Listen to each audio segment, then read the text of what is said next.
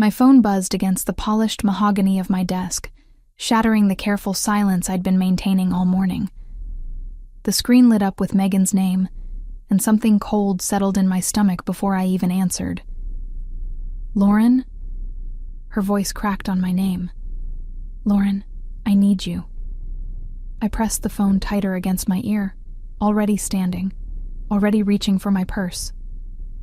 "What happened? Where are you?" "St. Mary's Hospital. A sob cut through whatever she was trying to say. "These guys, they came out of nowhere when I was walking back from the library. They wanted my laptop and phone, and when I tried to hold on to my bag, one of them pushed me and I fell and—" "Are you hurt?" My voice came out sharper than I intended, fear manifesting as anger. "My ribs. They think one's broken. Lauren, they're saying I may require surgery if the lung doesn't re-expand. They won't do it without—" Another sob. "They're asking for $12,000 up front. The insurance won't cover it because the deductible is so high and—" "I'm coming. Stay there. I'll figure it out." I ended the call before she could hear the panic in my breathing. $12,000. The number echoed in my head like a death sentence. I had maybe $300 in my checking account. Everything else went to Megan's tuition at the university, her textbooks, her rent in the dorms. Being her guardian for the past 9 years since our parents died meant every penny I earned had a predetermined destination, and there was never anything left over. I'd been working as executive secretary to Dominic Bellini for 6 months now. The salary of $7,200 monthly had seemed like a fortune when I'd accepted the position, but that was before I understood how expensive keeping a 19-year-old on a pre-law track in college actually was. The office around me buzzed with its usual controlled chaos. Bellini Imports occupied the top 3 floors of a downtown high-rise, all glass and steel, and expensive artwork that probably cost more than my entire year's salary. But I'd learned not to think about things like that. Learned to keep my head down, manage Dominic's calendar, screen his calls, and ignore the subtle signs that his import business dealt in more than just legitimate goods. The men who visited wore tailored suits and spoke in careful code. The phone calls that came through after hours always made his voice drop to something cold and final. The way security at the front desk checked IDs and bags with thoroughness that seemed excessive for a simple import company. I noticed these things, filed them away in the back of my mind, and chose not to examine them too closely because I needed this job. Now, I needed it even more desperately. I smoothed down my charcoal gray suit jacket, checked that my blonde hair was still neatly twisted in its professional bun, and walked toward Dominic's office. His door was closed, which meant he was either in a meeting or working on something that required privacy. My hand hovered over the handle, trembling slightly. "Just ask. You've been a good employee. 6 months of never being late, never missing a deadline, managing his impossible schedule with precision. Surely that's worth something." But even as I thought it, I knew it wasn't enough. Dominic Bellini was not a man who bent rules for anyone. I'd seen him fire someone for being 10 minutes late 3 times, watched him cut off a supplier who'd delivered a shipment 2 days behind schedule, ending a relationship that had apparently lasted 15 years. He was exacting, controlled, and utterly without sentiment when it came to business matters.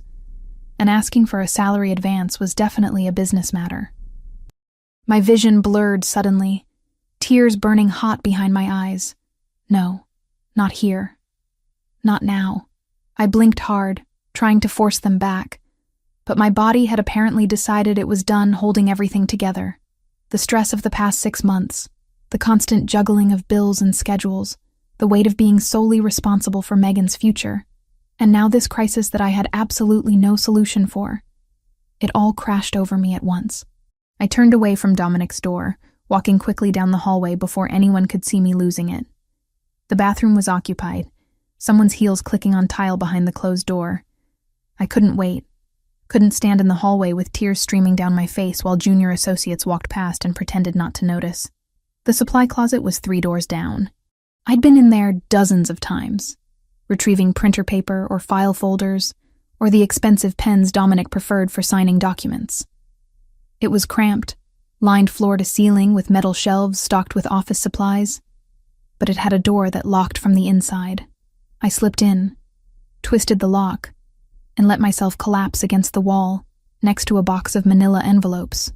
The tears came in earnest then, silent sobs that shook my whole body. I pressed my hand over my mouth, trying to muffle the sounds, my other arm wrapped around my middle as if I could physically hold myself together. Not here. Not like this. I couldn't leave Megan alone to finish a degree and a life we'd been building one rent check at a time. Megan was hurt. My baby sister, who'd been only 10 years old when I'd suddenly become her sole guardian, who'd trusted me to take care of her, to keep her safe. And I'd failed. I couldn't even come up with $12,000 to fix her displaced rib. What kind of guardian was I? What kind of sister? The shelves pressed against my back, cold metal through the thin fabric of my blouse. The closet smelled like paper and toner and the faint chemical scent of cleaning supplies. I focused on these details, trying to ground myself, to stop the spiral of panic threatening to pull me under completely. I don't know how long I stayed there. Could have been minutes or hours. Time had that elastic quality that comes with crisis, stretching and compressing unpredictably.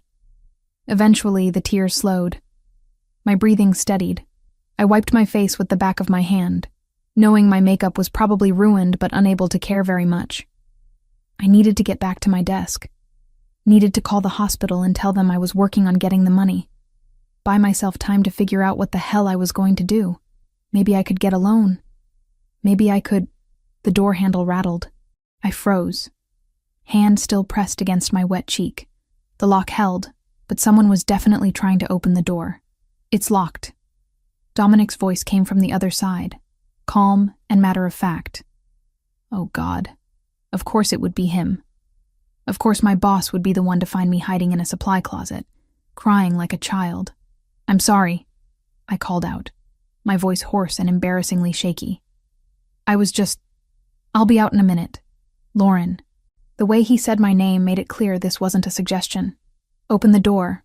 I stood on trembling legs, swiped uselessly at my face again, and unlocked the door. It swung open, revealing Dominic Bellini in all his imposing glory. At 35 years old, he looked like he'd been carved from marble by an artist with a particular fondness for sharp angles. 6'2", broad shoulders that filled out his custom suits perfectly, dark brown hair always impeccably styled.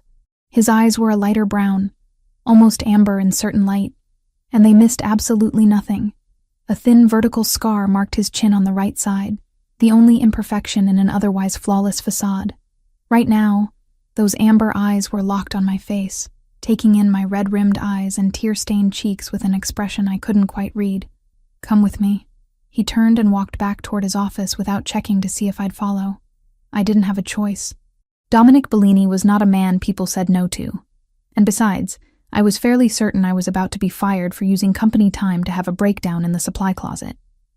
Perfect. Just perfect. Now I wouldn't even have a salary to try to scrape together Megan's surgery money. I followed him down the hallway, acutely aware of the curious glances from other employees. Anthony, Dominic's right-hand man, watched us pass with his usual unreadable expression. 42 years old and built like someone who'd spent significant time enforcing rules with his fists. He nodded once to Dominic, who ignored him completely. Dominic's private office was exactly what you'd expect from a man like him. Floor-to-ceiling windows overlooking the city, a massive desk of dark wood that looked like it had cost more than a car, leather furniture arranged with geometric precision, art on the walls that I suspected was original rather than prints, though I didn't know enough about art to be sure. He gestured to one of the leather chairs facing his desk. I sat, back straight, hands folded in my lap like I was waiting for judgment. Which, I supposed, I was. Dominic settled into his own chair, leaned back and steepled his fingers beneath his chin. The silence stretched between us, heavy and uncomfortable. He was good at this, I'd noticed, using silence as a weapon, making people so nervous they'd start talking just to fill the void. I kept my mouth shut. If he wanted to fire me, he could do it without me making it easier for him. What happened? He finally asked. Not what I'd expected. I'd anticipated anger, maybe disgust at my unprofessional behavior. Not this calm, almost gentle question. Personal matter, I managed. It won't happen again. That's not what I asked. His voice remained level, but there was steel underneath. What happened? I'd never been good at lying, especially not to someone who made their living reading people. The truth spilled out before I could stop it. My sister was assaulted. She's in the hospital with a displaced rib. They're saying she may require surgery if the lung doesn't re-expand, but it costs $12,000 up front, and I don't have it. The words came faster, panic bleeding through. I was going to ask you for a salary advance, but I know that's probably against policy. And I understand if that's not possible. I just needed a minute to compose myself before. Stop. He held up one hand, and I fell silent immediately. Your sister. She's 19, correct? Law student at the university? I nodded, surprised he knew that. I'd mentioned Megan maybe twice in passing during the 6 months I'd worked here. Dominic leaned forward, pressed a button on his desk phone. Anthony, clear my schedule for the rest of the day. Sir? Anthony's voice came through the speaker. You heard me.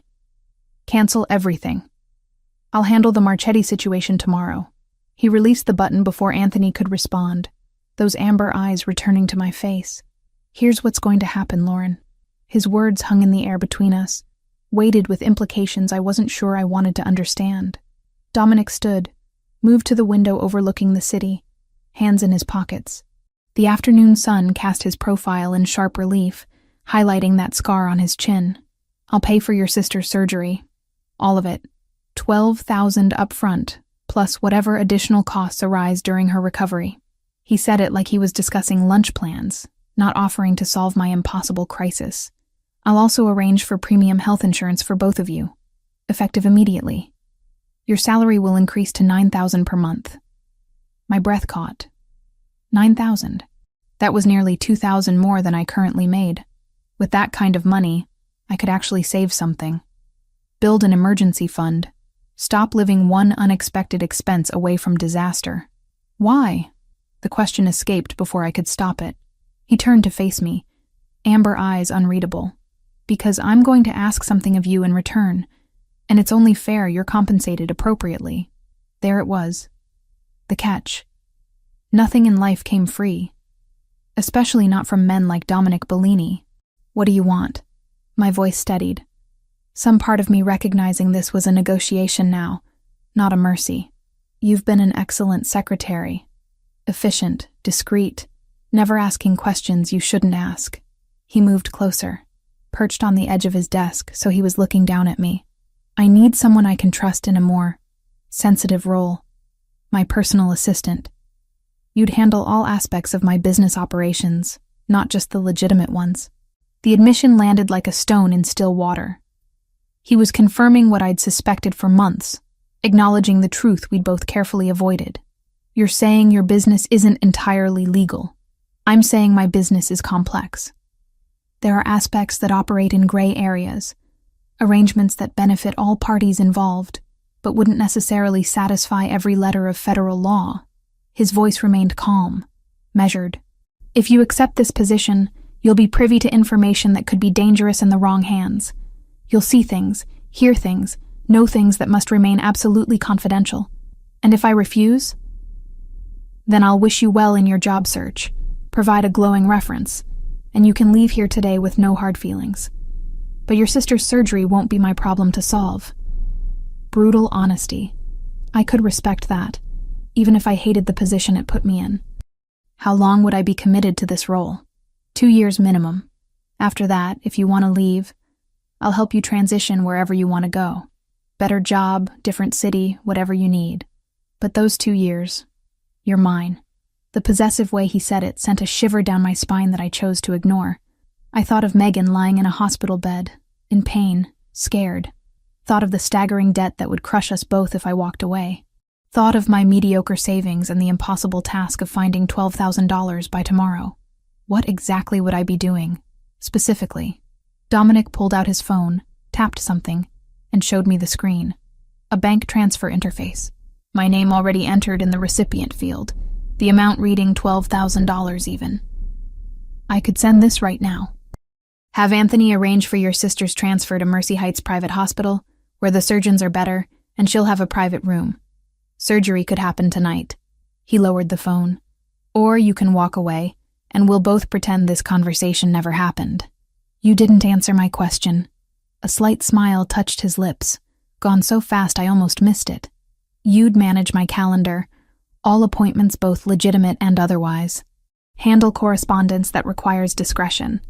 Sit in on certain meetings where your presence would be beneficial. Manage documentation for various business arrangements. Essentially, you'd see the full picture of my operations, instead of just the sanitized version. Illegal operations.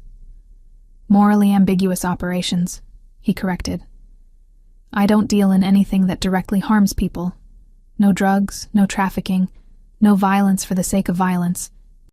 But I do control interests in areas that law enforcement would prefer remained outside private hands. Port access, certain import channels, security services for businesses that operate in contested territories, protection rackets, money laundering through legitimate businesses, import operations that probably didn't declare every container to customs. I wasn't stupid. I could read between the lines. And if I'm caught, you won't be. I've been doing this for 15 years without incident. I'm careful, methodical, and I protect my people. His expression hardened slightly. But I need absolute loyalty. No talking to authorities, no keeping personal records, no sharing information with anyone outside my organization. Can you do that? Could I? Could I knowingly become complicit in illegal activities, even if they were the victimless variety he described? I looked at the phone still in his hand, at that number that represented Megan's immediate future, looked at Dominic's face, trying to find deception or malice there, found only calculation and something that might have been genuine concern. Yes, the word came out steadier than I felt. I can do that. He pressed send on the transfer without breaking eye contact. Done. Give me your sister's information. Anthony will handle the rest. I rattled off Megan's details from memory, watched Dominic relay them through his phone via text. Less than 3 minutes later, his phone buzzed with a response. Anthony's sending a medical transport to St. Mary's now. They'll have your sister at Mercy Heights within the hour. Dr. Rashid is one of the best thoracic surgeons in the state. He'll assess her personally and schedule surgery for tonight if her condition allows. The relief that washed over me was so intense I felt dizzy. Thank you. Don't thank me yet. We still need to discuss the terms of your employment. He pulled a document from his desk drawer, already prepared. Of course it was. This hadn't been a spontaneous decision on his part. He'd been planning this, waiting for the right moment. The contract was surprisingly straightforward. 2-year commitment, $9,000 monthly salary, full health coverage for me and one dependent, performance bonuses at his discretion. A confidentiality clause that was ironclad and would survive even after the employment term ended. A severance package if either party chose not to renew after the initial 2 years that was far more generous than anything I'd expected. You had this ready. It wasn't a question. I've been considering offering you this position for a while now. Your dedication to your sister, your work ethic, your ability to remain composed under pressure. These are qualities I value. Today just accelerated the timeline. I scanned the document again, looking for hidden clauses or gotchas. Found nothing that wasn't exactly what he'd verbally agreed to. If I sign this, when do I start? Tomorrow. Today you go to the hospital. Be with your sister. Tomorrow morning, 8 a.m., we begin your new role. I signed without letting myself think about it too much. The pen felt heavy in my hand, like I was signing away more than just 2 years of my professional life. But what choice did I have? Megan needed me.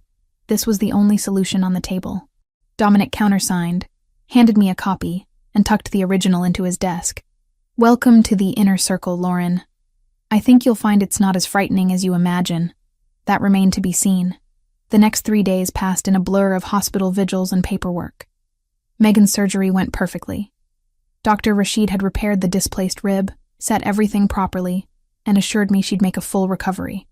The private room at Mercy Heights was nicer than some hotels I'd stayed in, and the nursing staff treated her like visiting royalty.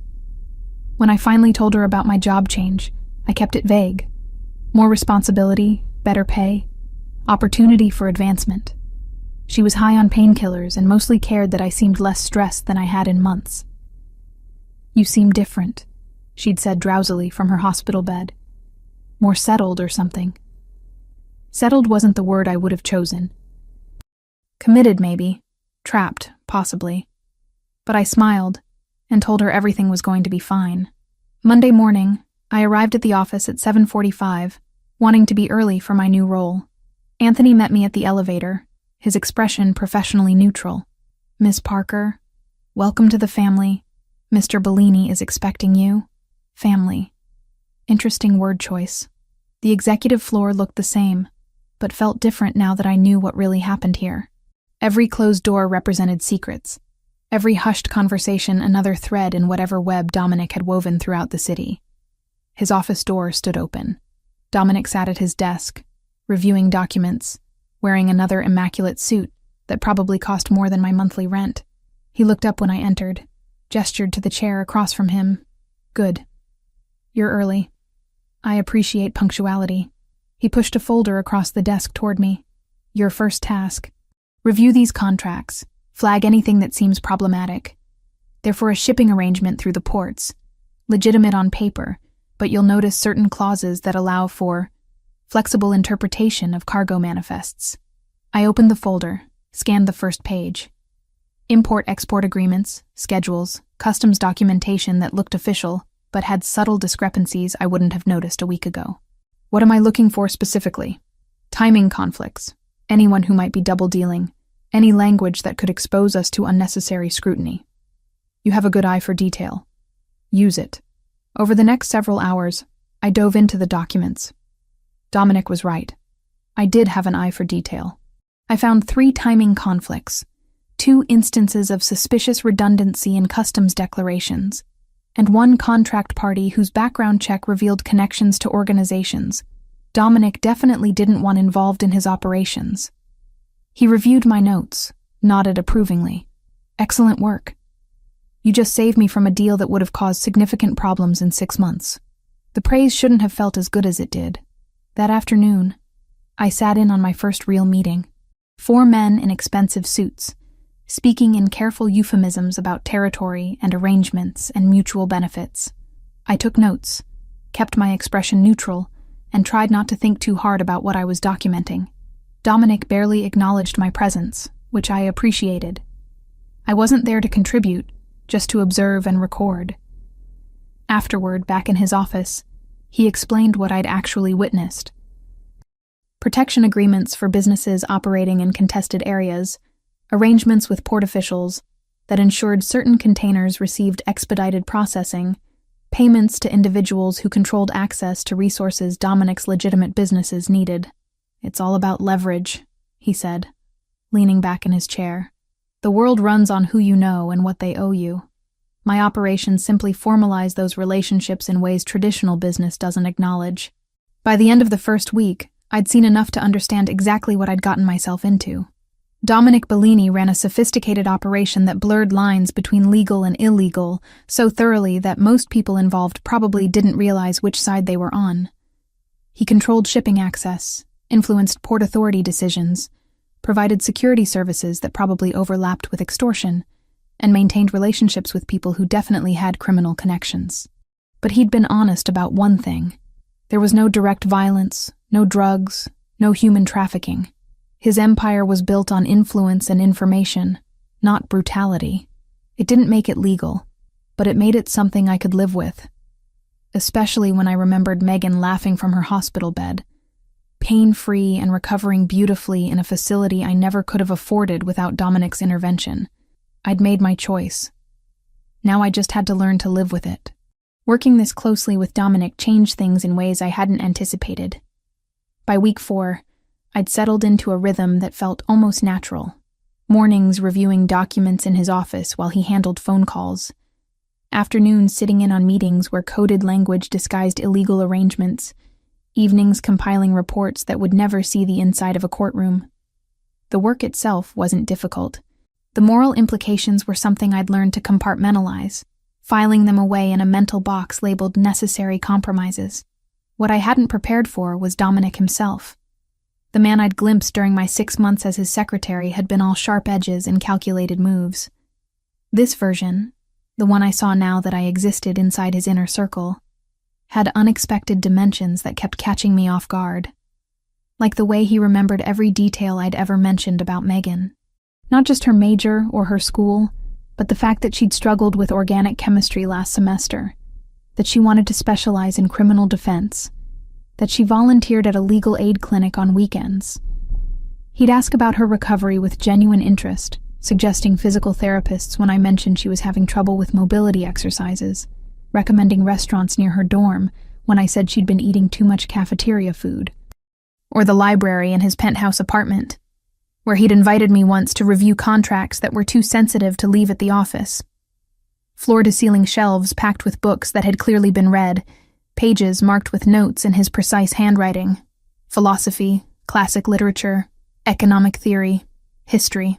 When he'd caught me staring at a worn copy of Marcus Aurelius, he'd pulled it down and shown me passages he'd underlined, offering observations about Stoic philosophy that revealed a mind constantly analyzing, questioning, seeking understanding. Most people think what I do is about power, he'd said, handing me the book. But it's really about control. Power is what others give you. Control is what you take for yourself. I'd borrowed the book, read it cover to cover that weekend, found myself thinking about his words more than I wanted to admit. Then there was his treatment of the people who worked for him. Anthony got a Christmas bonus that would have covered my entire year's salary before the raise. The cleaning staff at the office received premium health care and their children's college tuition.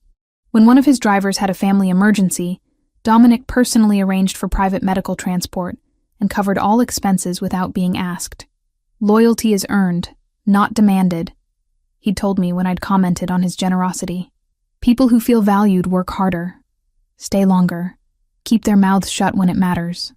It was calculated, sure, but it was also effective, and watching him operate made me understand how he'd built an empire that existed in the shadows without anyone bothering to shine a light. The charity event in week 5 shattered my remaining ability to keep him at a comfortable emotional distance. "I need you to accompany me Saturday evening," he'd said Thursday afternoon, not looking up from the contract he was reviewing. "Formal event. Bring your sister if she's feeling up to it. The foundation I support is hosting a gala." I'd almost said no. Spending an evening with Dominic outside the office felt dangerous in ways I couldn't articulate. But Megan had been cleared for light activity by then, and the chance to give her an evening of normalcy after weeks of hospitals and recovery was too good to pass up. The venue was a converted warehouse in the Arts District, decorated with an elegance that belied its industrial origins. String lights overhead, round tables draped in cream linens, a live band playing jazz that made the whole space feel intimate, despite the hundreds of people milling around. Dominic appeared in a tuxedo that made him look like he'd stepped out of an old Hollywood film, all sharp lines and dangerous elegance. The scar on his chin caught the light as he greeted guests, shaking hands and exchanging pleasantries with an ease that surprised me. "This is the Tomorrow Foundation," he explained as we walked through the crowd. "We fund educational programs for children aging out of foster care. I started it 7 years ago. Why?" The question slipped out before I could stop it. His expression shifted, something raw flickering across his features before the mask settled back into place. "Because I was one of those kids once. Foster care from age 12 to 18, bouncing between homes, nobody giving a damn if I graduated or ended up on the streets. My Uncle Giuseppe took me in after, gave me opportunities. But not everyone has a Giuseppe. Someone needs to fill that gap."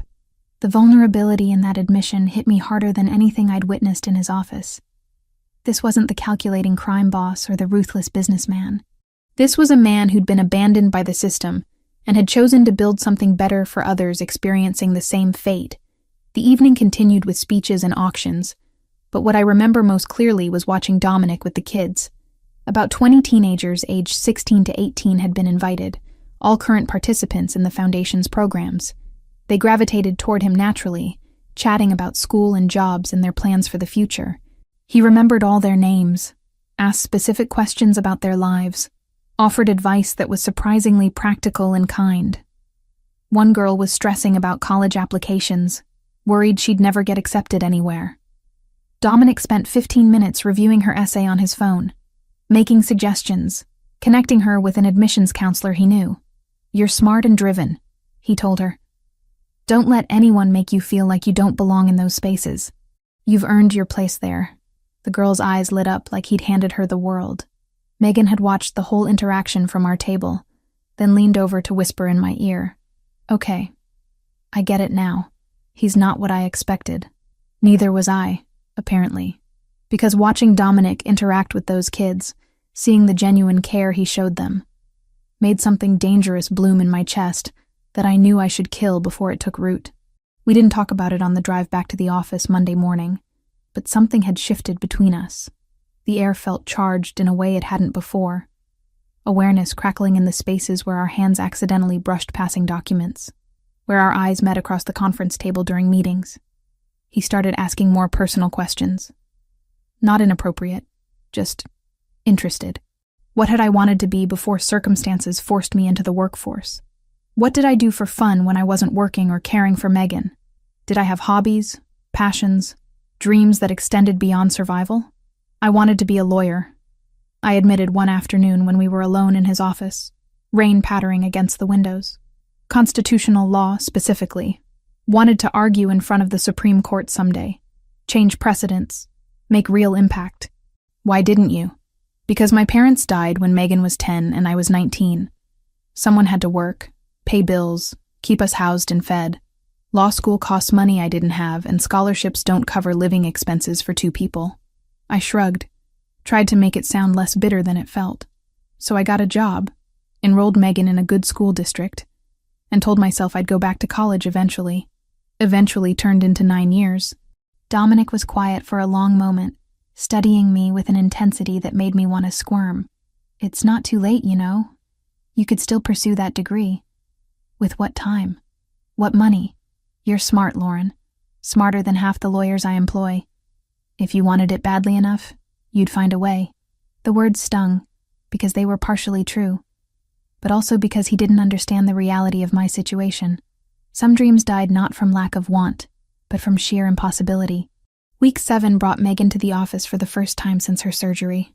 She'd called asking if she could stop by before heading to her afternoon classes. Wanted to thank Dominic in person for everything he'd done for her recovery. I'd tried to discourage it, worried about Megan seeing too much or asking uncomfortable questions, but she'd been insistent. So I'd warned Dominic she was coming, asked him to keep things professional and surface level. He'd agreed with an amused expression that suggested he found my concern both unnecessary and endearing. Megan showed up at noon wearing jeans and a university sweatshirt, her blonde hair pulled into a ponytail, looking young and healthy and full of life. The sight of her walking normally, without the careful movements that had marked her first weeks post-surgery, made my throat tight. "You must be Megan." Dominic stood from behind his desk, extending his hand. "Lauren's told me wonderful things about you, Mr. Bellini." Megan shook his hand firmly, her sociology major manifesting in the way she met his eyes directly. "Thank you for everything. The surgery, the hospital, the way you helped my sister when she needed it most. I know you didn't have to do any of that. Your sister is an invaluable part of my organization. Taking care of family is part of how I do business." They talked for 20 minutes. Dominic asked about her classes, her research on criminal justice reform, her plans for after graduation. He recommended books she should read, professors at other universities whose work might interest her, internships that could give her practical experience. He treated her like an intelligent adult whose opinions mattered, not a child to be patronized.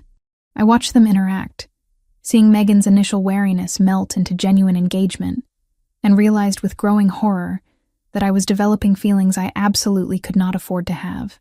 Walking Megan back to the elevator, she'd turned to me with a knowing look. "He's into you." "What?"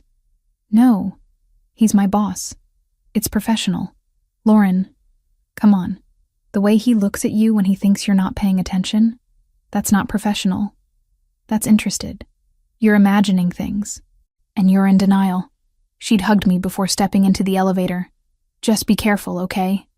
He seems nice, but he's also clearly powerful and probably dangerous. I don't want you getting hurt." I'd promised to be careful, but the truth was I had no idea how to protect myself from something I hadn't seen coming. Dominic Bellini had somehow become more than my employer, more than the criminal boss I'd agreed to serve. He'd become a person I respected, admired, and was terrifyingly close to caring about in ways that went far beyond professional obligation. That night, lying in bed staring at my ceiling, I acknowledged what I'd been trying to ignore for weeks. This job wasn't just about the money anymore. It wasn't just about keeping Megan safe or paying off debts.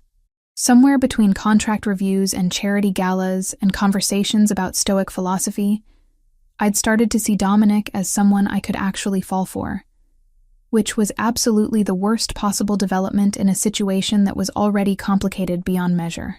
The shift happened so gradually I almost missed it. Week 8 started with small changes that should have warned me something was coming.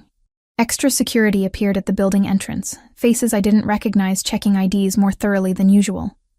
Dominic's meetings grew tense, voices raised behind closed doors in languages I couldn't understand.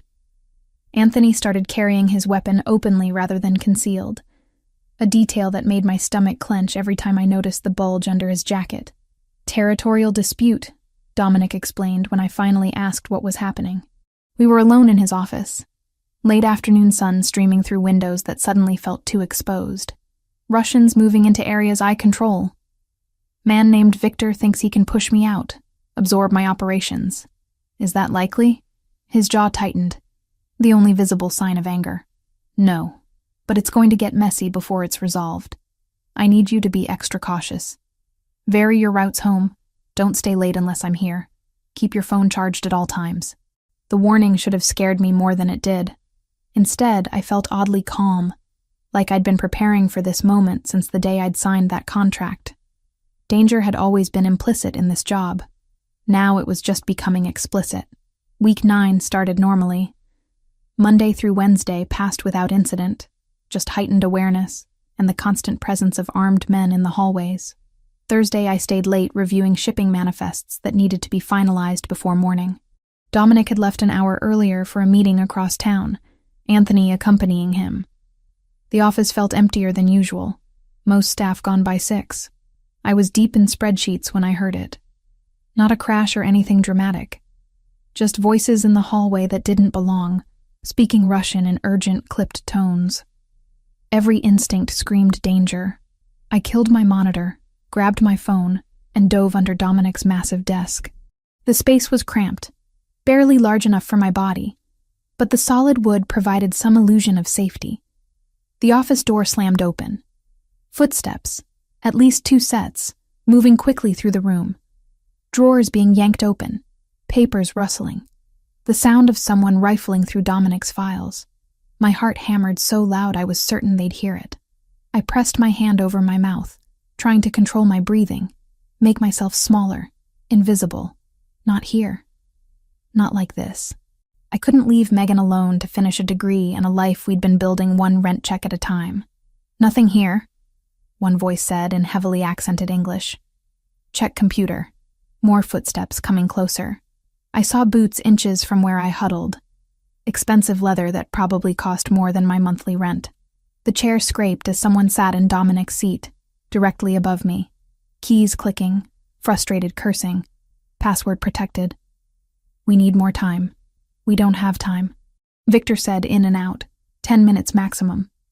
Then we take hard drive. Crack it later. The chair rolled back suddenly, and I found myself staring at a man's face as he bent to look under the desk. Young, maybe late 20s, with cold eyes that widened in surprise when he saw me.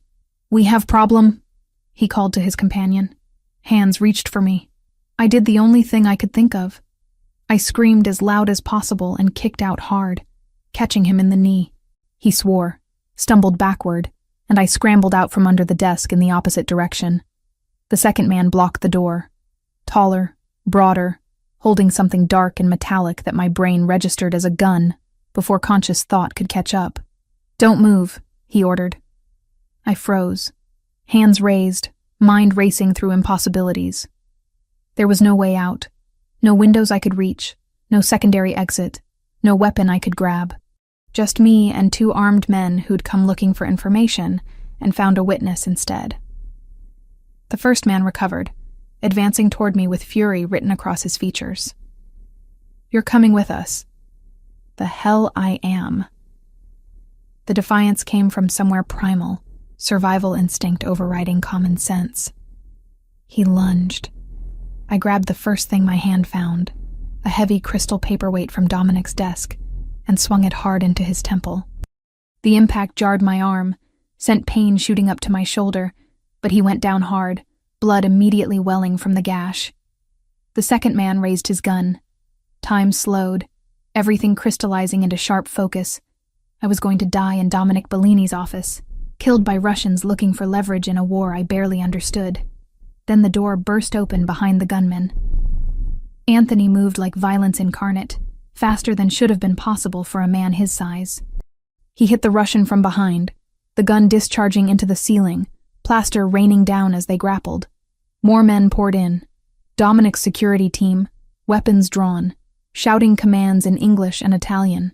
The room erupted into chaos, fists and gunfire and bodies hitting furniture. I pressed myself against the wall, trying to become invisible again, watching the violence unfold with the strange detachment of shock. It ended in less than a minute. Both Russians down, one unconscious and bleeding, the other groaning but restrained. Anthony had a cut on his cheek, but otherwise appeared unharmed. He crossed to me in 3 strides, checking me over with professional efficiency. "You hurt?" I looked down, saw blood on my sleeve. A long cut along my forearm where something sharp had caught me during the struggle. The sight of it made my knees weak, adrenaline finally crashing and taking my equilibrium with it. Just that, I think. "I'm fine." "You're not fine. Sit down before you fall down." He guided me to a chair, barking orders to his team in Italian. Someone called the police, or pretended to, I couldn't tell which. Someone else started cleaning up evidence of whatever had really happened here. 20 minutes later, Dominic arrived like a thunderstorm given human form. His face was controlled, calm, but fury radiated from every line of his body. He took in the scene with sharp eyes, noting the blood, the damaged office, Anthony's cut cheek, before his gaze landed on me. "Lauren," my name came out rough, strained. "What happened?"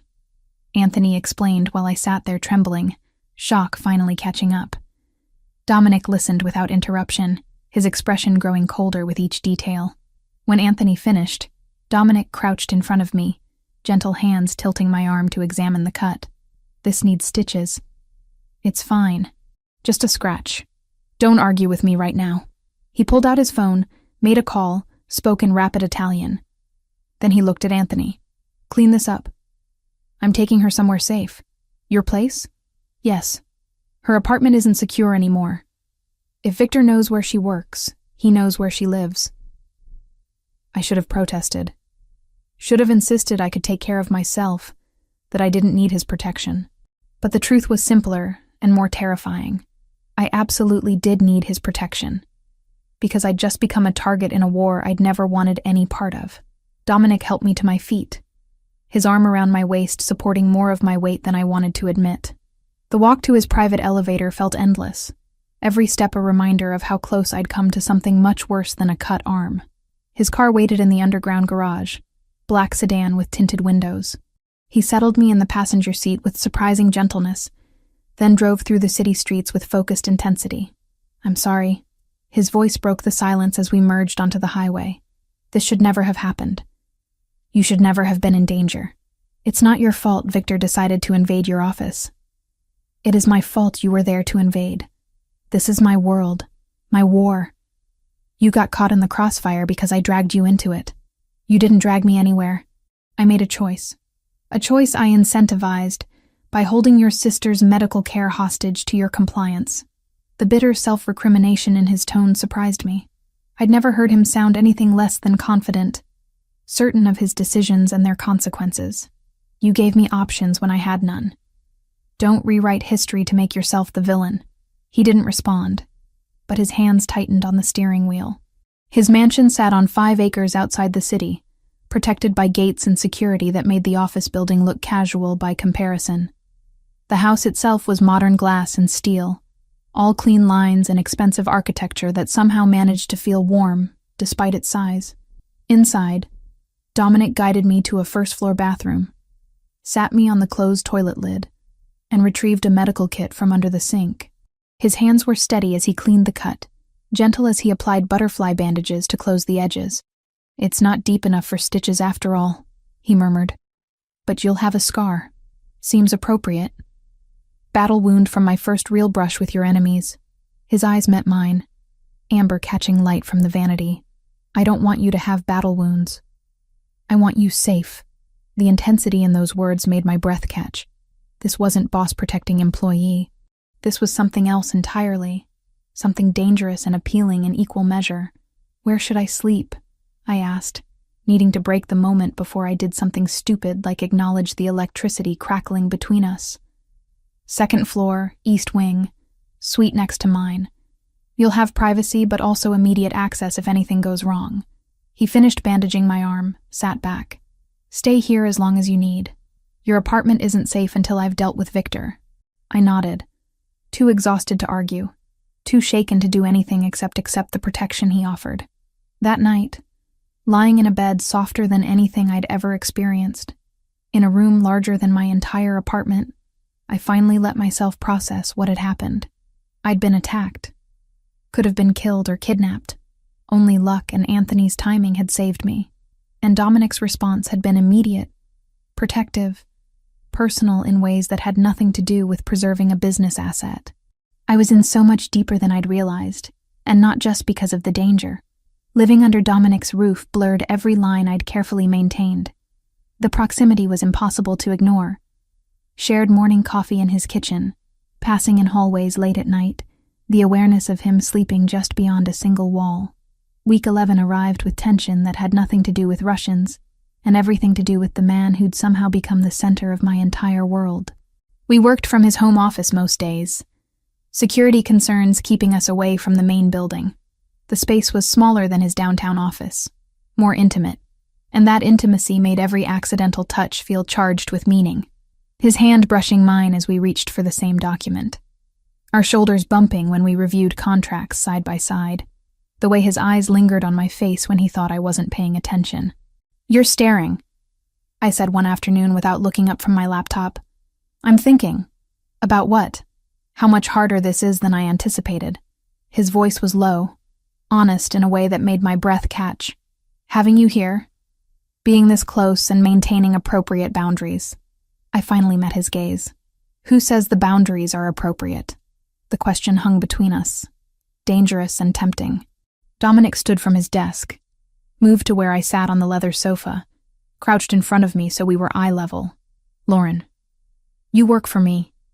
You're here because I'm protecting you from enemies I created. The power imbalance alone makes any relationship between us problematic at best, exploitative at worst. What if I don't care about the power imbalance?" "You should. I'm not a good man. I've done things that would horrify you if you knew the full truth. I exist in a world of violence and manipulation, and everyone close to me becomes a target." His amber eyes searched my face. "You deserve better than what I can offer. Stop deciding what I deserve. I'm an adult. I can make my own choices." "Can you? Or are you just suffering from proximity and adrenaline, confusing gratitude with something else?" The question made me angry in ways I didn't expect. "You think I'm that simple? That I can't tell the difference between appreciation and genuine feeling?" I leaned forward, close enough to feel the heat of his breath. "I've spent 3 months watching you, seeing how you treat people, how you think, what drives you. This isn't gratitude. This is me recognizing that despite everything you've done, everything you are, I'm falling for you anyway." His control cracked. I saw it in the way his jaw tightened, the slight hitch in his breathing. "Lauren," I kissed him before he could find another reason to push me away. His response was immediate, one hand cupping the back of my neck, the other gripping my hip as he kissed me back with intensity that bordered on desperation. 3 months of tension, of wanting and denying, poured into that contact. We broke apart, breathing hard, foreheads pressed together. My heart raced so fast I felt dizzy, every nerve ending alive with want. "I can't," I whispered, reality crashing back. "God, I want to, but I can't." Dominic pulled back slightly, confusion replacing the heat in his expression. "Why?" "Because you could die." The words tumbled out raw and terrified. This war with Victor, it's escalating. You said yourself it's going to get messy. What happens when you go to one of these meetings and don't come back? I've already lost my parents. I can't lose you too. You can't promise that. Nobody can promise that. I stood, needing distance, pacing the room like a caged animal. And Megan. If something happens to me because I'm with you, she's alone. 19 years old, no family, nobody to support her through college and the law school she's aiming for. I can't risk her future for this, no matter how much I want it. Dominic rose to his full height, watching me with an expression I couldn't decipher. Those are legitimate concerns. I know they are. That's why I'm saying no, even though every part of me is screaming yes. He crossed the room, stopped me mid-pace with gentle hands on my shoulders. Then I'll wait, however long it takes for you to feel safe, for this situation with Victor to resolve, for you to trust that loving me won't destroy everything else you care about. I'm a patient man when it matters. What if the wait is years? Then it's years. His thumb traced my cheekbone with heartbreaking tenderness. You're worth waiting for, Lauren. Worth doing this right instead of rushing into something neither of us is ready for. I wanted to argue, to tell him I was ready, that we could figure everything else out together. But the fear was real and consuming, and he deserved honesty more than false bravado. Thank you, I managed, for understanding. I understand fear. I've lived with it my entire adult life. He released me, stepped back, but I meant what I said. My feelings aren't temporary or convenient. Whenever you're ready, I'm here. Week 12 shattered whatever fragile equilibrium we'd established. The call came during dinner. Dominic's phone rang with a number he clearly recognized, his expression going cold and hard. He answered, listened for 30 seconds, then ended the call without speaking. What happened? I asked, though dread already curdled in my stomach. Victor has my contador. Man named Paul Chow, who handles all financial records for the legitimate businesses. They're demanding a meeting tomorrow night. Neutral territory. Just me and Victor to discuss terms. It's a trap. Obviously. He stood, already mentally shifting into strategy mode. But if I don't go, they'll execute Paul on camera and send it to every organization I have relationships with. Make me look weak, unwilling to protect my people. It'll invite challenges from every direction. So you risk walking into an ambush to save face? I risk walking into an ambush to maintain the reputation that keeps my people safe. His voice was matter of fact, like he was discussing a business lunch rather than potential death. Reputation in this world is everything. Show weakness once and you'll be fighting wars for the next decade. Anthony arrived 20 minutes later, his expression grim.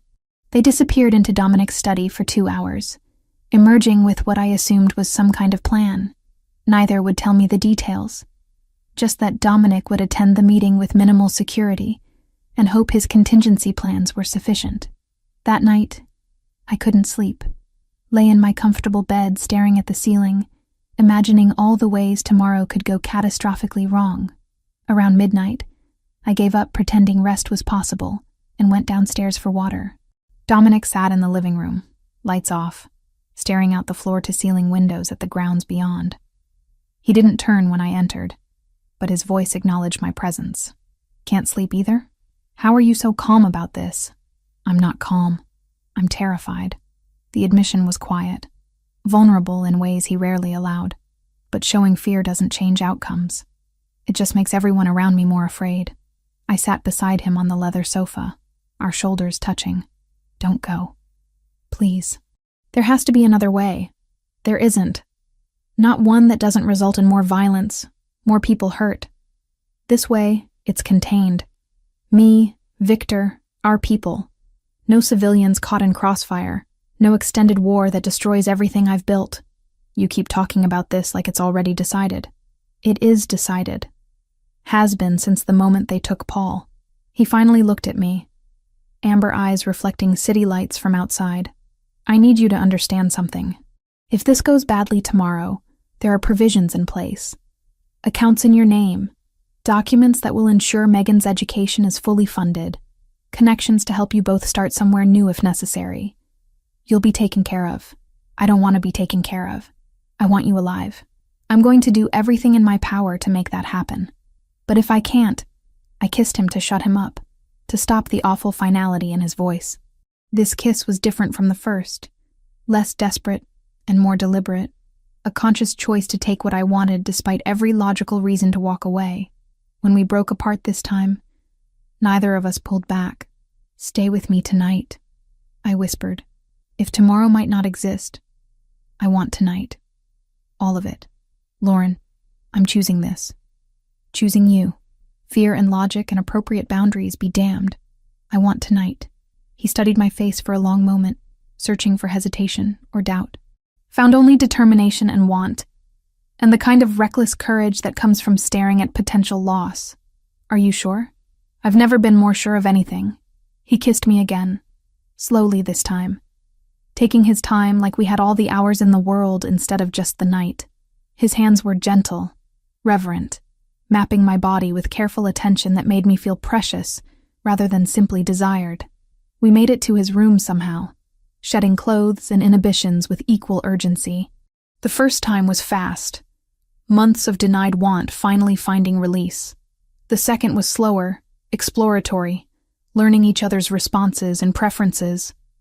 By the third, exhaustion and satisfaction had mellowed us into something almost peaceful. I lay with my head on his chest, his heartbeat steady beneath my ear, and tried to memorize everything about this moment. The feel of his skin against mine, the way his fingers traced absent patterns on my shoulder, the safety of being held by someone who'd somehow become my entire world. "Come back to me tomorrow," I said into the darkness. "I promise to try."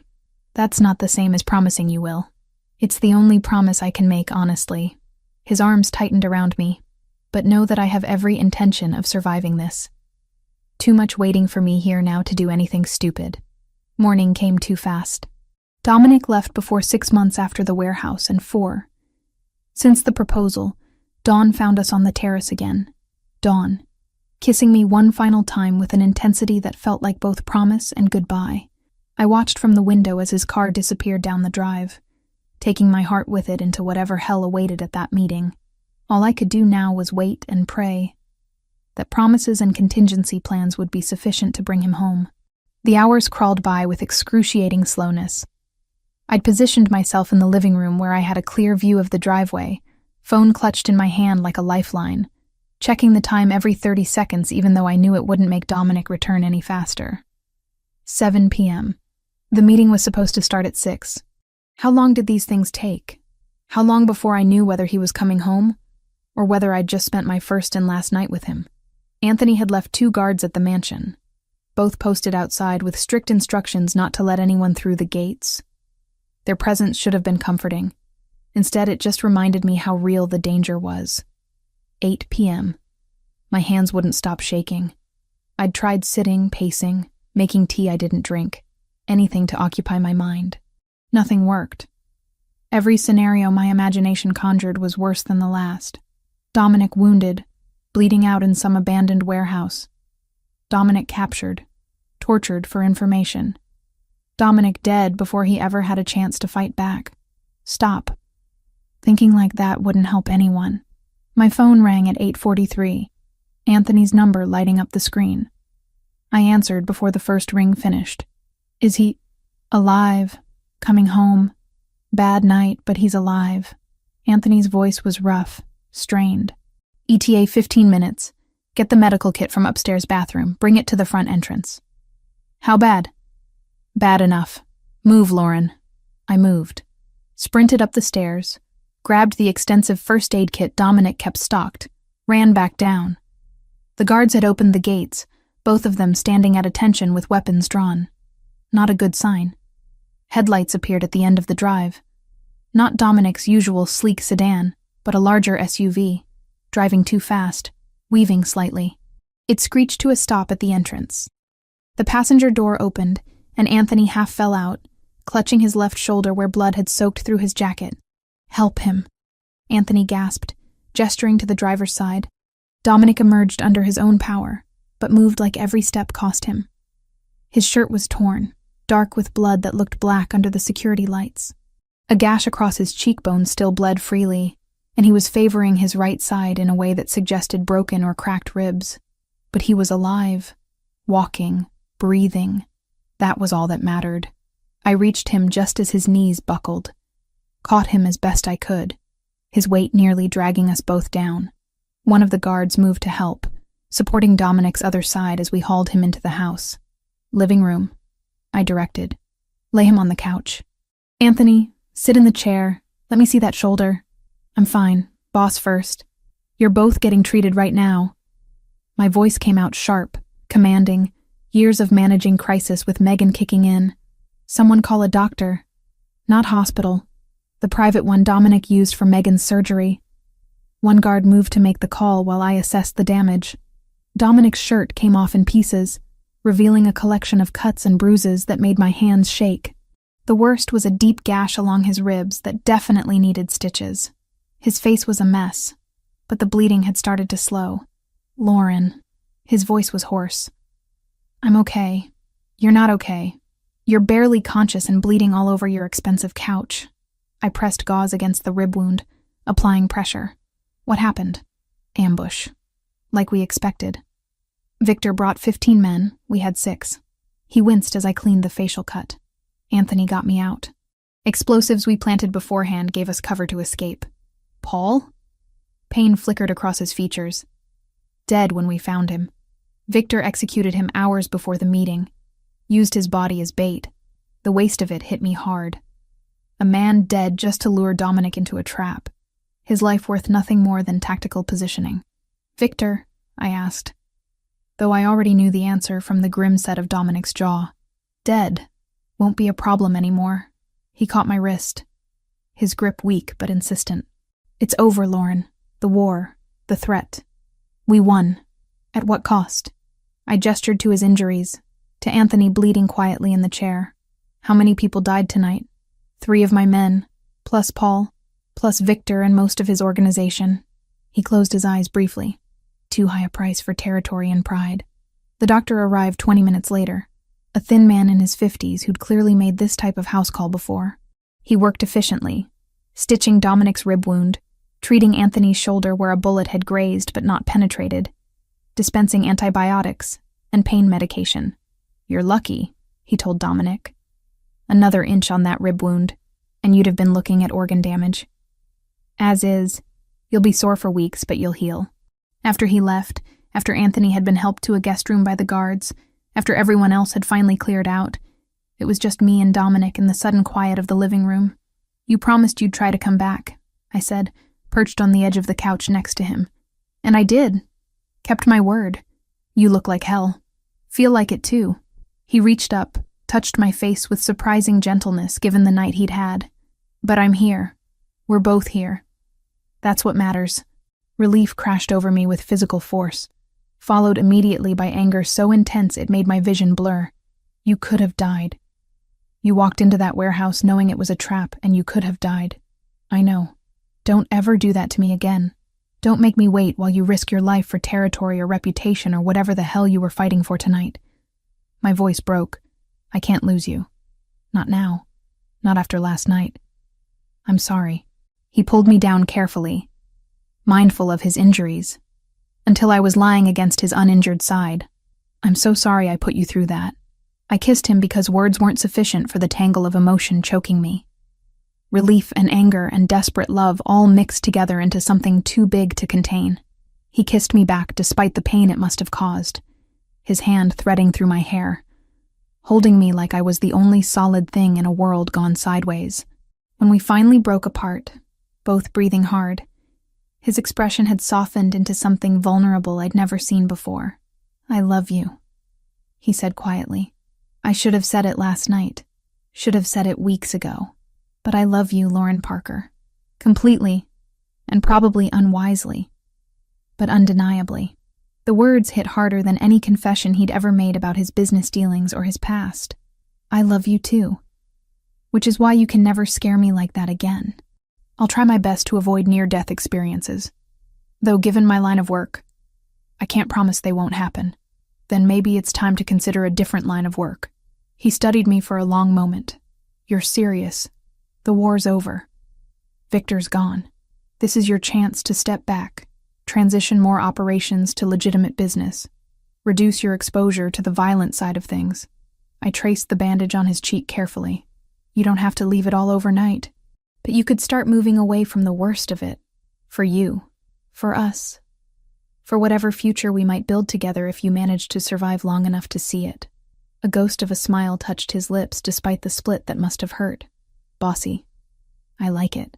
Get used to it. Someone has to keep you alive since you clearly can't be trusted with your own safety. The next few days brought cascading consequences of Victor's elimination. Federal attention intensified as promised. Agents showing up asking questions about the warehouse incident that had left bodies scattered across an industrial district. Dominic's lawyers handled it with practiced efficiency, pointing to security footage showing Victor's men as the aggressors, establishing clear self-defense justification. 3 funerals for the men who'd died protecting Dominic. I attended all of them, watching him speak about loyalty and sacrifice and family, seeing how much each loss cost him despite the careful mask he maintained. Paul's funeral was the hardest. His wife and 2 young children stood at the graveside, their grief a physical presence. Dominic had established a trust fund for the kids' education, paid off the family's mortgage, and set up a pension for the widow that would keep her comfortable for life. It didn't bring Paul back, but it was something. I'm responsible for this, he'd told me the night after Paul's funeral. My war, my decisions, his death. Victor was responsible for Paul's death. You're responsible for ensuring his family doesn't suffer more than they already have. There's a difference. By week 16, the immediate crisis had passed. The federal investigation found no grounds to pursue charges. Dominic had consolidated his territory, absorbed Victor's legitimate operations, and begun the careful process of divesting from the more dangerous aspects of his empire. It'll take years, he'd explained one evening, as we reviewed documents in his study. Can't just walk away overnight without inviting chaos. Not perfection, just progress. He'd pulled me into his lap then, wrapping careful arms around me despite his ribs still healing. I meant what I said. I love you. Whatever changes need to happen for us to have a future together, I'll make them happen. And watching his amber eyes, seeing the sincerity there, I believed him. The offer came 2 weeks after the warehouse incident, after Dominic's bruises had faded to yellow-green and his stitches had been removed. We were having breakfast on his terrace, morning sun warming the flagstones, when he set down his coffee with deliberate care. I need to give you something. He pulled an envelope from his jacket, slid it across the table. Open it. Inside was a cashier's check for $100,000 made out to me, along with a letter of recommendation on his company letterhead that made me sound like the most competent professional in the entire state. What is this? Your exit strategy. The war's over. The immediate danger has passed. You fulfilled your contract obligations and then some. If you want to leave, build a life somewhere else away from all of this, you can. His voice was carefully neutral, but I caught the tension in his shoulders. No strings attached. No conditions. Just freedom to choose your own path. I stared at the check, at the number that represented complete financial independence. More money than I'd ever had at once. Enough to relocate, start fresh, maybe even go back to school. Everything I might have wanted 6 months ago.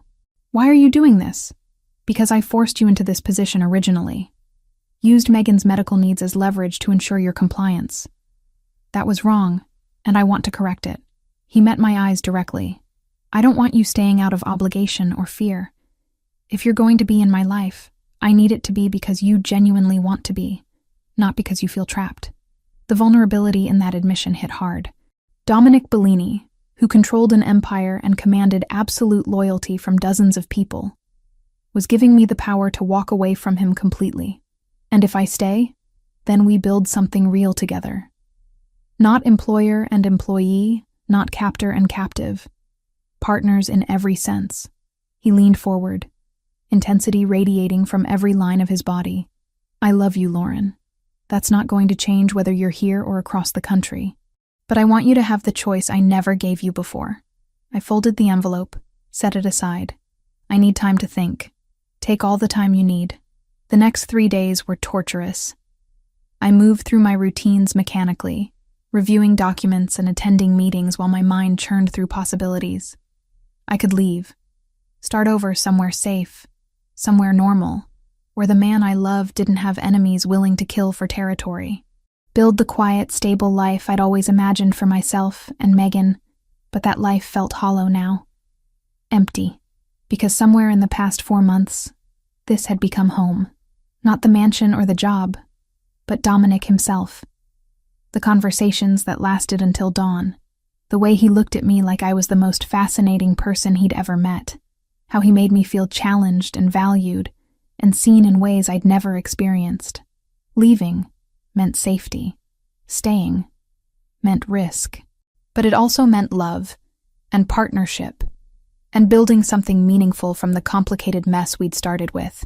The decision, when I finally made it, felt inevitable.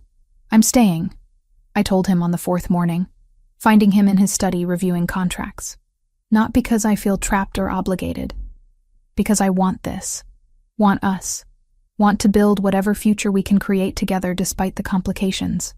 Relief transformed his features, the careful control he'd maintained for days finally cracking. He stood, crossed to where I leaned against his desk, framed my face with both hands. You're sure? No doubts? Plenty of doubts. But they're outweighed by certainty that leaving would be the biggest mistake of my life. He kissed me then, deep and thorough and full of promises neither of us could guarantee, but both wanted desperately to keep. When we finally broke apart, he kept me close, forehead pressed to mine. We need to restructure everything. New roles, new dynamic. I want you as COO of the legitimate operations. Real position with real authority, not just glorified secretary managing my schedule. That's a massive responsibility. You're capable of handling it. You've been essentially doing it already, just without the title or compensation. His amber eyes searched my face. $15,000 a month, full equity stake in the companies, seat on the board. You'll have genuine power to shape the direction of the business. The salary made my breath catch. $15,000 monthly was obscene, more than I'd ever imagined earning, but it was also merit-based, tied to a legitimate role rather than hush money for illegal knowledge. The operations you're trying to distance yourself from? I'm promoting people to handle those. Not abandoning them overnight. That would cause chaos. But gradually shifting my focus to clean business, while trusted lieutenants manage the transition. He released me, moved to his desk, pulled out folders. It'll take years to fully legitimize everything. But the trajectory changes now. We spent the next week restructuring his entire organization. I officially became Chief Operating Officer of Bellini Enterprises, overseeing the import business, real estate holdings, and restaurant ventures. Dominic remained CEO but began systematically divesting from anything that couldn't withstand federal scrutiny. The changes weren't dramatic or immediate, but they were real, measurable progress toward something sustainable. Week 17 brought the conversation I'd been dreading. Megan called asking if she could visit, said she needed to talk about something important. The seriousness in her voice made my stomach clench. She arrived Saturday morning looking determined and nervous in equal measure. I made tea, settled us in the living room, and waited for whatever was coming. I did some research. She started carefully. About Dominic, about Bellini Enterprises, about the warehouse incident that made the news a few weeks ago. My heart sank. Megan, I'm not stupid, Lauren. I know something's been off since you started working for him. The money, the security, the way you moved into his house. So I looked into it. She met my eyes directly. He's involved in organized crime, isn't he? Not dramatically, not like movies, but enough that his business operates outside legal boundaries. Lying would have been pointless. Megan was too smart, had too much information already. So I told her an edited version of the truth. The arrangement Dominic had offered when she needed surgery. My role handling sensitive aspects of his operations. The danger that had necessitated moving into his home for protection. I left out the worst details. The execution I'd witnessed that first week. The full extent of the violence. Exactly how close I'd come to being killed or kidnapped. But I gave her enough to understand the reality of what I'd gotten involved in. And now? She asked when I finished. Are you still in danger? Less than before. The territorial war ended. Dominic's transitioning toward more legitimate operations. It's not perfect, not completely safe, but it's improving. And you love him. Not a question. I nodded anyway. Megan was quiet for a long moment, processing everything I'd told her. Then she surprised me by laughing, short and slightly hysterical. Of course my responsible, rule-following sister would fall for a crime boss. Of course that's how our lives would go. I'm sorry. I should have told you sooner. Should have been honest. You protected me. That's what you always do. She reached across, squeezed my hand. I'm not happy about the danger or the illegal aspects, but I see how you look at him, and more importantly, how he looks at you. Like you're the center of his universe. That's worth something. You're okay with this? I'm accepting of this. There's a difference. She pulled her hand back, expression turning serious.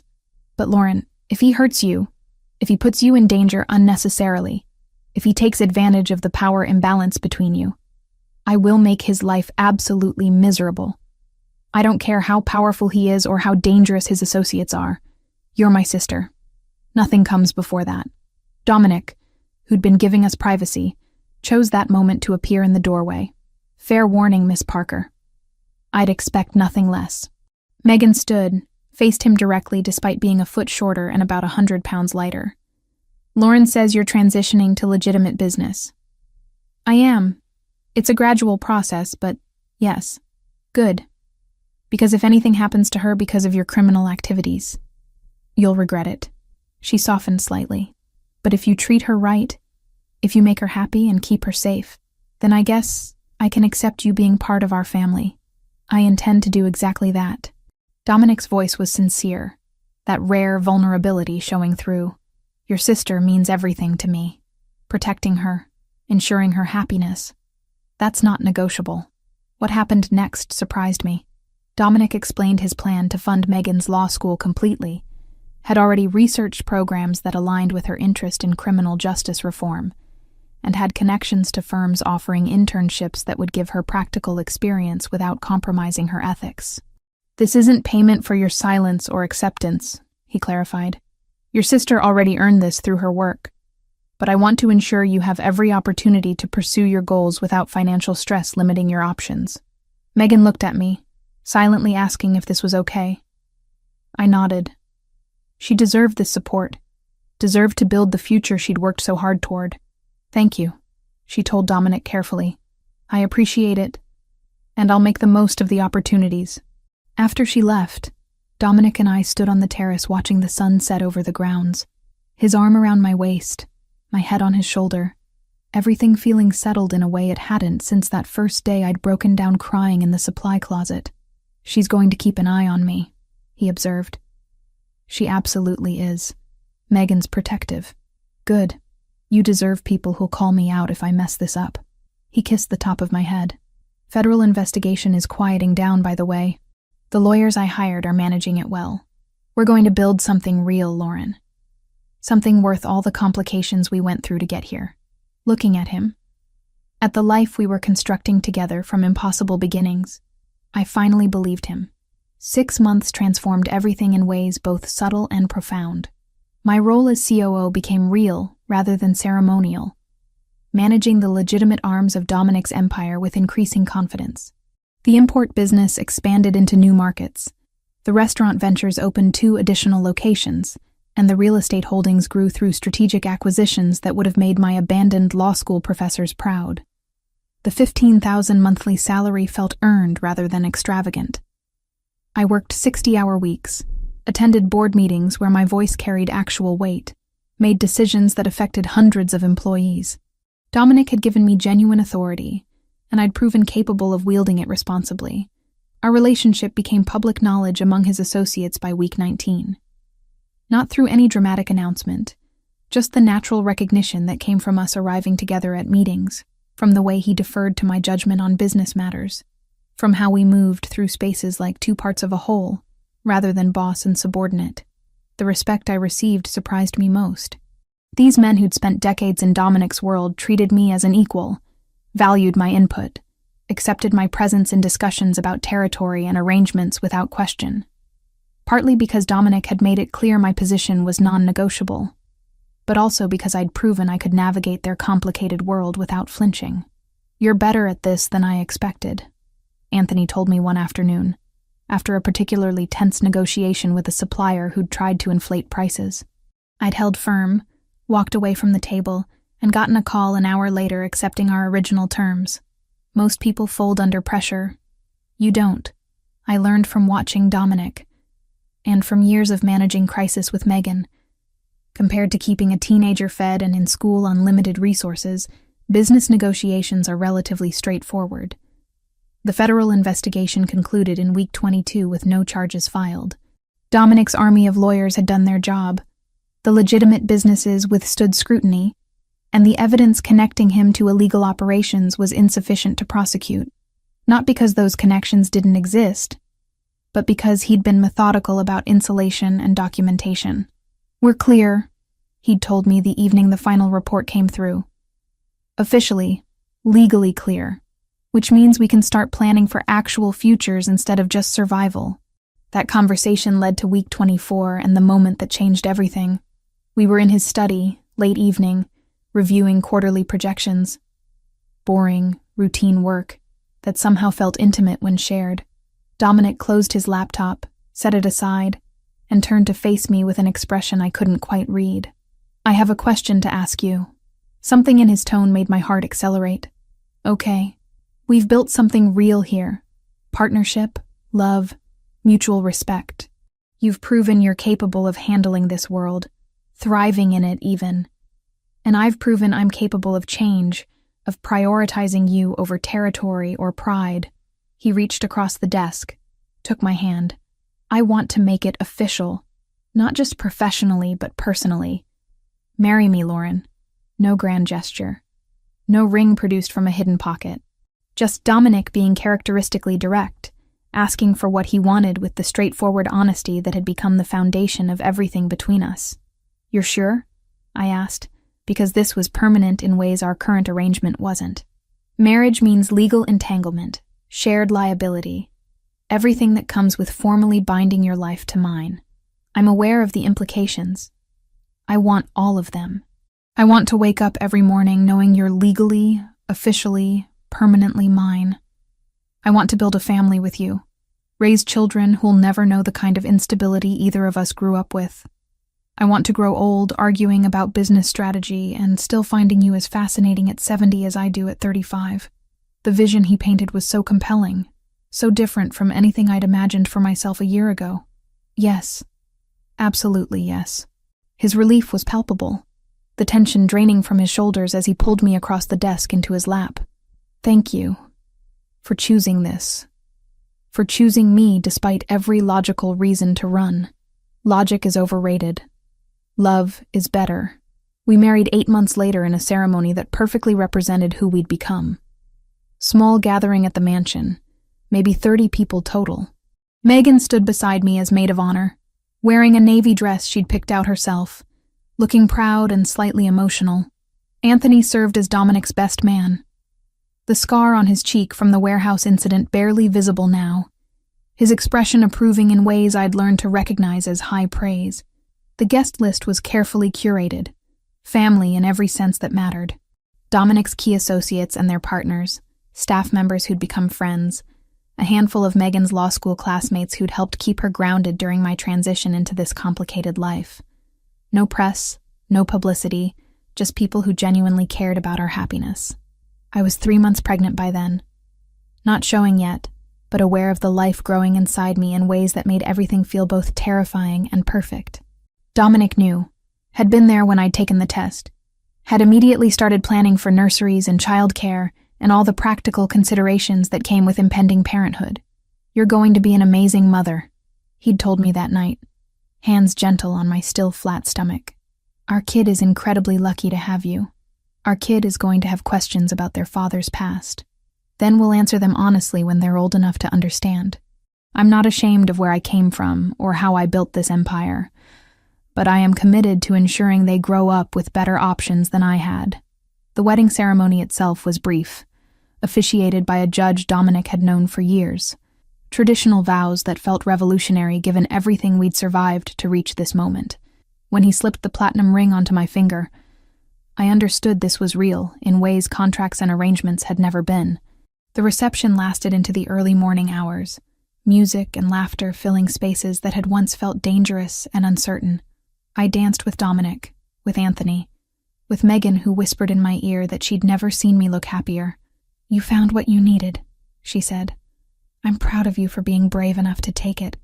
By the time guests finally departed, exhaustion and satisfaction had mellowed us both into something peaceful. Dominic and I stood on the terrace, where we'd shared so many significant conversations, watching the sun rise over grounds that had become home in every sense that mattered. "Any regrets?" he asked, arm around my waist, his other hand resting protectively over where our child grew. I thought about that day in the supply closet, about breaking down because I couldn't solve an impossible crisis, about Dominic finding me at my lowest point and offering solutions that had led here, to this moment, to this life I'd never imagined wanting. None. This is exactly where I'm supposed to be, even with all the complications, especially with the complications. They made us who we are. He kissed me as morning light painted everything gold, and I felt the kind of bone-deep contentment I'd spent 28 years searching for without knowing what I needed. I'd started working part-time by then, enrolled in an MBA program that challenged me in new ways while giving me flexibility for impending motherhood. Dominic had continued distancing himself from illegal operations, appointing trusted people to handle the transition while he focused on legitimate growth. Not perfect, not completely clean, but moving steadily in the right direction. Standing there in his arms, I understood something fundamental about happiness. It doesn't come from perfect circumstances or ideal beginnings. It comes from finding someone willing to build something meaningful from whatever broken pieces you start with. It comes from choosing each other repeatedly despite every obstacle. It comes from partnership forged in crisis and strengthened through survival. Dominic Bellini had found me crying in a closet, desperate and drowning. He'd offered me a lifeline that was also a cage.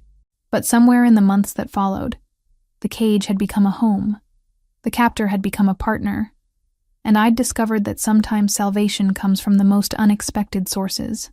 I wouldn't change any of it. Not the fear, not the danger, not the moral compromises I'd made to get here. Because all of it had led to this: sunrise over the grounds of a mansion that was truly ours, a child growing inside me, a man beside me who'd proven love could exist even in the darkest corners of complicated worlds. The secretary who'd hidden in a closet had found something better than escape. She'd found purpose, partnership, and a future worth fighting for. And that, I'd learned, was worth every risk I'd taken to claim it.